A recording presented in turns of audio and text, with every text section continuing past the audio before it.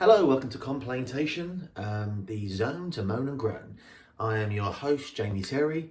I've got to say, before I go into it, I'm really loving doing these videos. It's really helping me vent every evening of the day. It helps kind of get it out there, gives me a platform to just to speak my mind. And also, when I'm out during the day, I don't really moan. So it's like I'm bottling up all my anger and frustrations and just chucking it at you. So thank you for being that person.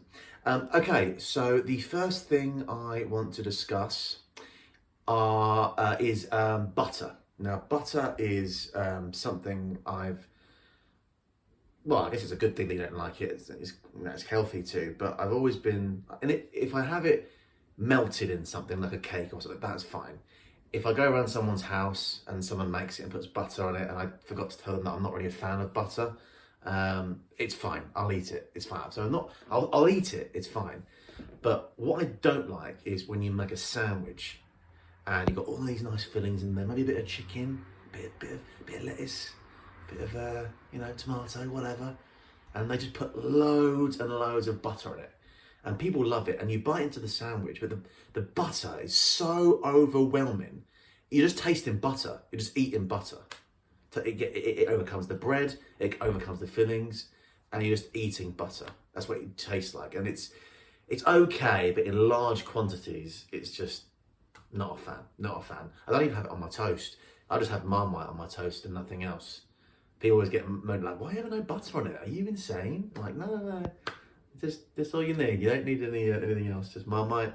That's all you need. The second thing is hand dryers. Now, I think they need to be improved a little bit.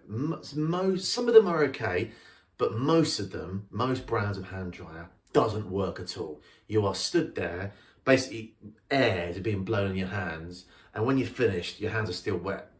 And it's awkward when you go out and someone goes to shake your hand. I promise you, it's not it's just hand dryer's not very good. And they go, okay, and they don't know if to believe it or not, but why you got wet hands?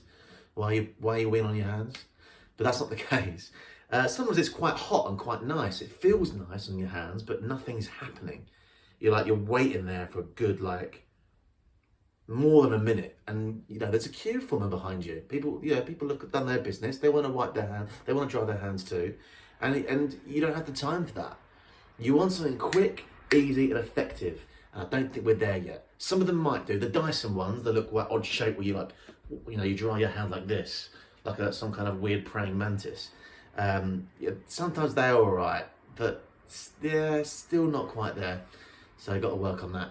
And the third and final thing is kind of like a sod's law kind of situation. Has this happened to you before where you're in a rush, you're trying to get out of the house and you want to get to work or something, and as you walk out the door, your sleeve gets caught in the handle and it just brings you back like that. Or if you shut the door, it closes a bit of your coat and you get pulled back. Or even more unlucky, it happens to me sometimes when I'm wearing my dressing gown, the little hoop where the strap goes round gets hooked onto the door handle.